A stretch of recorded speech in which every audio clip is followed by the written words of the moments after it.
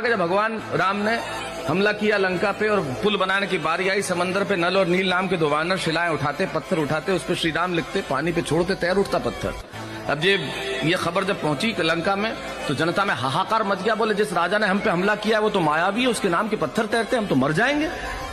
रावण ने कहा चिंता मत करो, आओ समंदर के किनारे पे मैं भी दिखाता हूँ। रावण लेके गए सबको, पत्थर उठाया, उस पर रावण लिखा, उस पत्थर को पानी में छोड़ा, वो पत्थर भी तैर उठा। जनता बेहद प्रसन्न, बोले हमारे राजा को भी कला आती है। सो गए जाके। रात को मंदोदरी शयन कक्ष में एक सवाल करती है, हे मेरे प्राणनाथ, मैं जानती हूँ तुम पानी में पत्थर तैरा नहीं सकते, किया तो किया कैसे? रावण ने कहा कि मैंने शिला उठाई, मैंने पत्थर उठाई, उस पर रावण लिखा, उसे पानी में छोड़ा और कहा तुझे श्री राम की सौगंध अगर डूब गया